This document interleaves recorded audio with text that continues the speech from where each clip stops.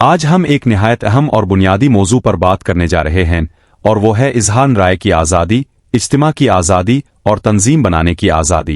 یہ تینوں آزادیاں کسی بھی جمہوری معاشرے کی روح ہوتی ہیں۔ ان کے بغیر انسان صرف زندہ ہوتا ہے، آزاد نہیں ہوتا۔ ان آزادیوں کا مطلب یہ ہے کہ ہر شخص کو اپنی بات کہنے کا حق ہو، اپنے خیالات کا اظہار کرنے کا حق ہو، امن کے ساتھ اکٹھا ہونے کا حق ہو، اور اپنی مرضی سے کسی تنظیم یا جماعت کا حصہ بننے کا حق ہو۔ اظہار رائے کی آزادی سے مراد یہ ہے کہ ہر شہری اپنی رائے، اپنے خیالات اور اپنے جذبات بغیر خوف کے بیان کر سکے۔ یہ آزادی صرف تعریف تک محدود نہیں ہوتی بلکہ تنقید بھی اس کا حصہ ہوتی ہے۔ اگر عوام حکومت کی غلطیوں پر سوال نہ اٹھا سکے تو پھر انصاف اور بہتری کا راستہ بند ہو جاتا ہے۔ اسی لیے دنیا کے اکثر آئینی نظاموں میں اظہار رائے کی آزادی کو بنیادی حق تسلیم کیا گیا ہے۔ یہ آزادی اخبارات، ریڈیو، ٹیلی ویژن اور آج کے دور میں سماجی ذرائع ابلاغ کے ذریعے اور بھی زیادہ اہم ہو چکی ہے۔ اجتماع کی آزادی کا مطلب یہ ہے کہ لوگ امن کے ساتھ اکٹھا ہو کر اپنے مسائل پر بات کر سکتے ہیں، احتجاج کر سکتے ہیں اور اپنی آواز حکومت تک پہنچا سکتے ہیں۔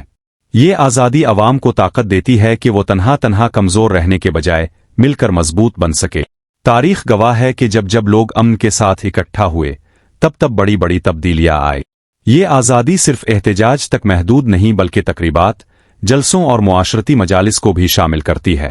تنظیم بنانے کی آزادی سے مراد یہ ہے کہ ہر شخص اپنی سوچ کے مطابق کسی جماعت، اتحاد یا ادارے کا حصہ بن سکتا ہے۔ اس کا مقصد یہ ہے کہ لوگ اپنے مفادات اور مسائل کو مل کر اٹھائیں اور اپنی آواز کو منظم طریقے سے بلند کریں۔ طلبہ تنظیمیں، مزدور اتحاد، سیاسی جماعتیں اور سماجی ادارے اسی آزادی کا نتیجہ ہوتے ہیں۔ یہ آزادی معاشرے میں تنوع پیدا کرتی ہے اور مختلف سوچوں کو آگے آنے کا موقع دیتی ہے۔ لنعزز حاضر، یہ بات بھی یاد رکھنی چاہیے کہ کوئی بھی آزادی بالکل بے لگام نہیں ہوتی۔ ہر آزادی کے ساتھ ذمہ داری بھی ہوتی ہے۔ اسی لیے دنیا کے اکثر آئین اظہار رائے، اجتماع اور تنظیم بنانے کی آزادی پر کچھ محدود پابندیاں بھی لگاتے ہیں۔ مثال کے طور پر اظہار رائے کی آزادی کا مطلب یہ نہیں کہ کوئی شخص نفرت پھیلائے، جھوٹ بولے یا دوسروں کی عزت پر حملہ کرے۔ اگر کوئی شخص اپنی بات سے فساد پیدا کرے، لوگوں کو تشدد پر اکسانے لگے یا معاشرے میں بدامنی پھیلائے تو پھر حکومت کو حق ہوتا ہے کہ وہ اس پر قانونی کارروائی کرے۔ اسی طرح اجتماع کی آزادی کا مطلب یہ نہیں کہ سڑکیں بند کر دی جائے، عوام کو تکلیف دی جائے یا سرکاری عمارتوں کو نقصان پہنچایا جائے۔ امن اور قانون کی پابندی ہر احتجاج اور ہر مجلس کے لیے ضروری ہوتی ہے۔ تنظیم بنانے کی آزادی پر بھی پابندیاں ہوتی ہیں۔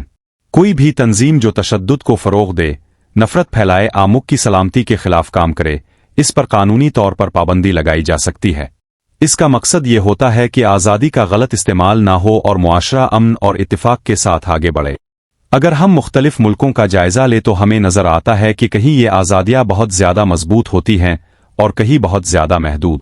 کچھ ملکوں میں ذرائع ابلاغ آزاد ہوتے ہیں، احتجاج عام بات ہوتی ہے اور تنظیمیں کھل کر کام کرتی ہیں، جبکہ کچھ اور ملکوں میں بولنے پر سخت سزائیں ہوتی ہیں، اجتماعات پر پابندی ہوتی ہے اور تنظیمیں بند کر دی جاتی ہیں۔